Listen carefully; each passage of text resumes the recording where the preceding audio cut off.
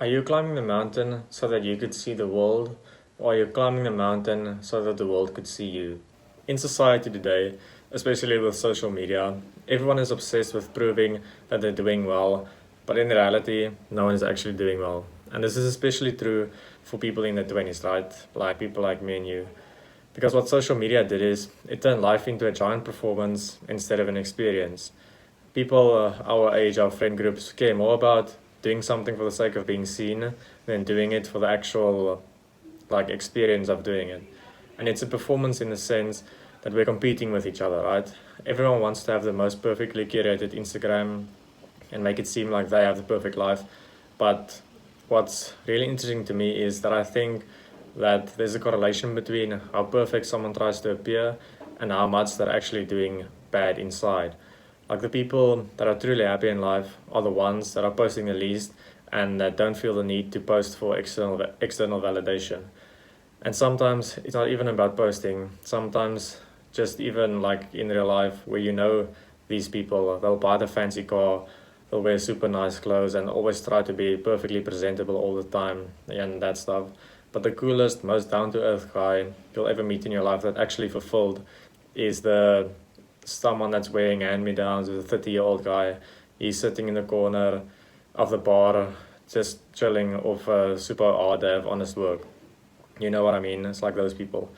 Like the people that look kind of a little beat up, but that's because they went through stuff in their life to build that character, but they don't feel the need to announce it to the entire world.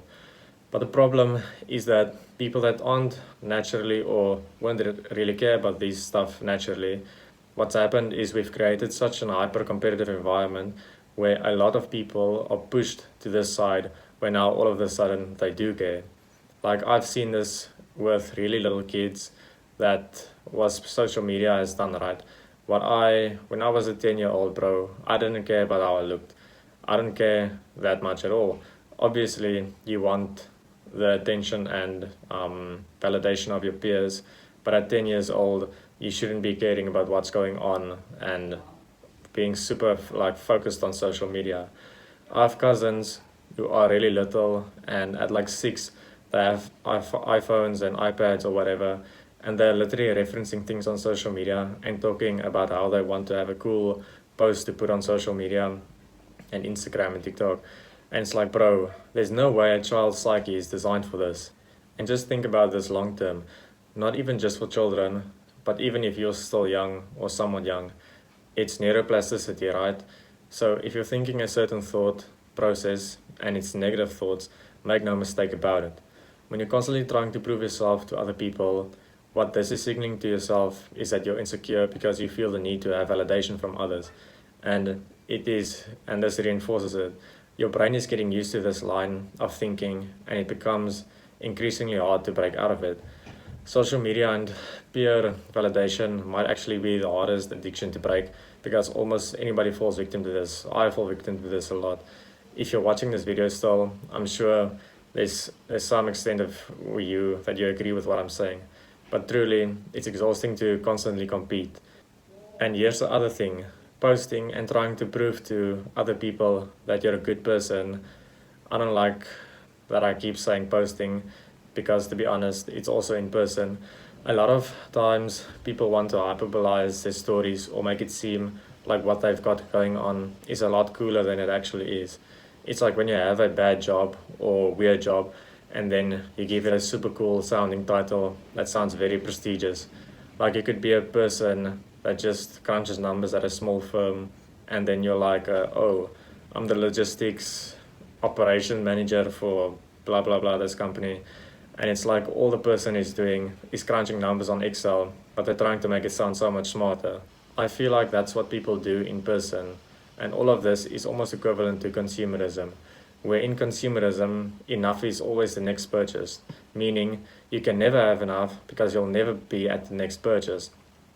And it's the same thing with peer validation. No matter what happens for you, whether it's real or fake, you will never have enough satisfaction.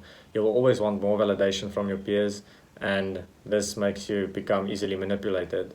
Davinsky has a quote, and I'm going to paraphrase here, but it's like the easiest way to become manipulated is to care about the opinions of others. Basically, what he's saying is if you want to fit in, you have to go into a crowd.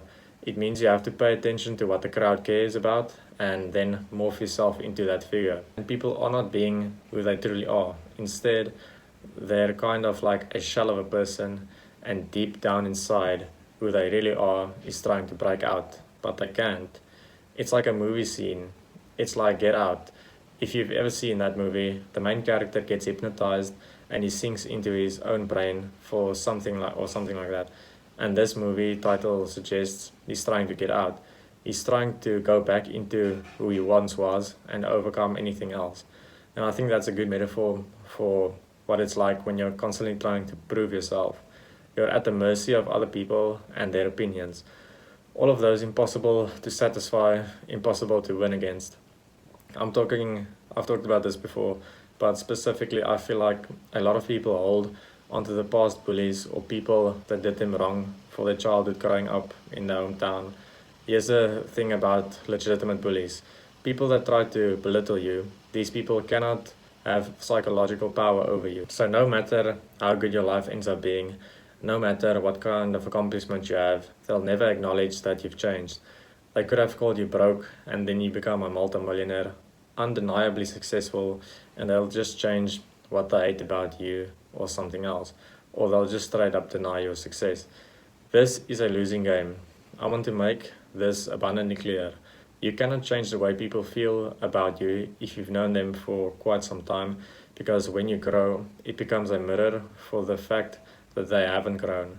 So they see you doing well and they're like, oh yeah, that sucks. I think in life, you really have to resist the urge to prove that you're doing well, because as I was saying earlier, I truly believe there's a strong correlation between people that present themselves as put together and successful and them actually living the exact opposite life when they're wallowing inside, unfulfilled, unhappy, and their relationships are bad. The coolest people that I know are the people that don't have social media periods or platforms or any stuff like that.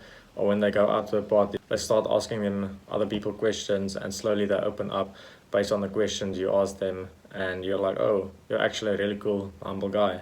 Those are the people that, in my opinion, are living the most fulfilling lives. The ones that aren't turning their lives into a performance, because once again, the audience will turn their back on you the second you don't appease them. So yeah, it's really a no-winning game. Thank you for listening.